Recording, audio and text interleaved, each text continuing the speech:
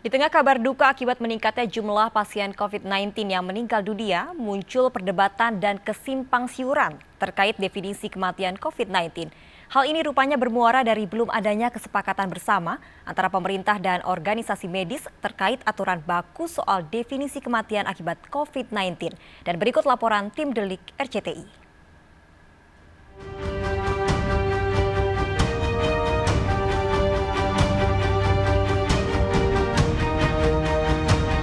Pandemi COVID-19 belum juga usai, namun angka kematian akibat COVID-19 terus bertambah.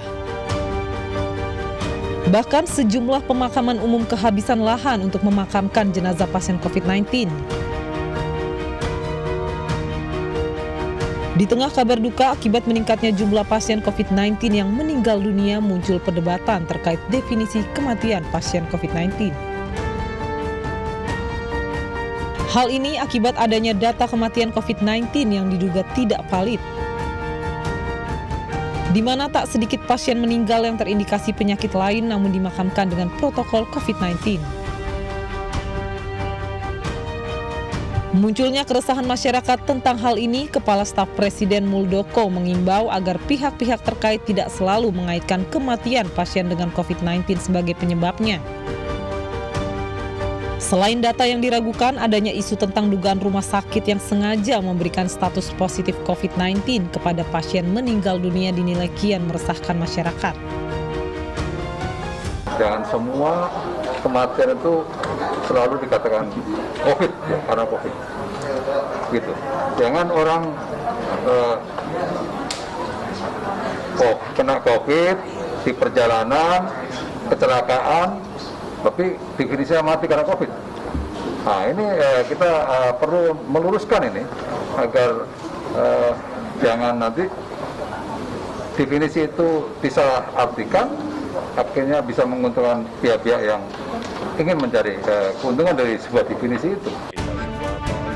Pernyataan Kepala Staf Presiden Muldoko dinilai menggambarkan kegamangan yang terjadi baik di tingkat pemerintahan maupun para tenaga medis terkait definisi kematian akibat COVID-19. Selama ini penetapan status kematian akibat COVID-19 oleh pihak rumah sakit dianggap masih samar.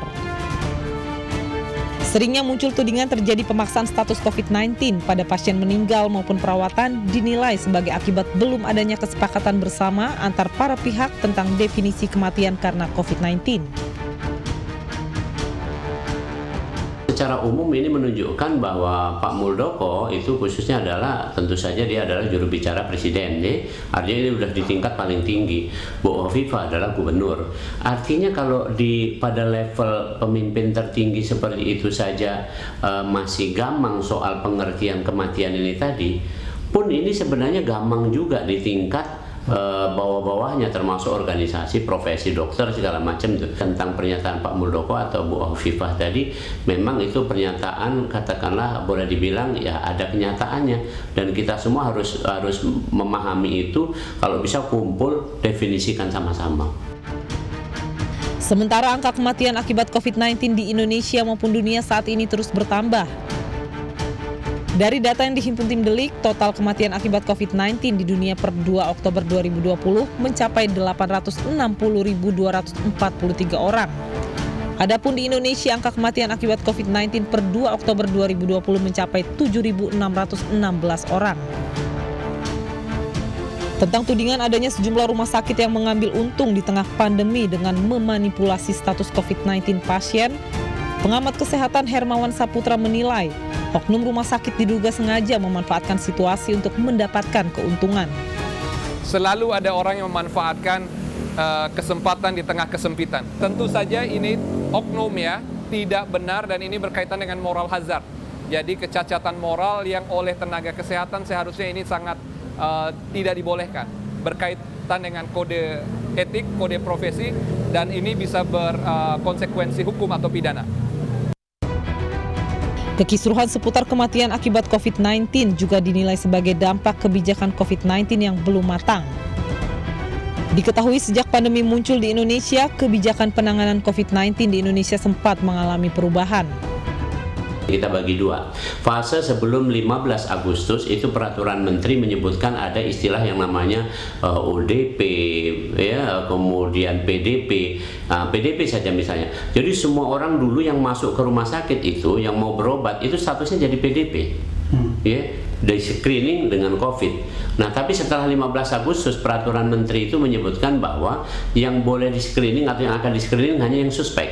Jadi nggak suspek walaupun datang ke rumah sakit tapi tidak masuk kelompok suspek, yaitu orang yang ISPA, nggak usah di screening. Tapi setelah 15 Agustus mestinya ini tidak lagi terjadi. Ada yang seperti tidak lagi terjadi. Kenapa? Karena sudah peraturan pemerintahnya sudah jelas bahwa hanya yang suspek yang boleh dikatakan tadi. Suspek walaupun misalnya belum periksa swab, tapi boleh kita mengatakan ini harus prosedur COVID dulu gitu.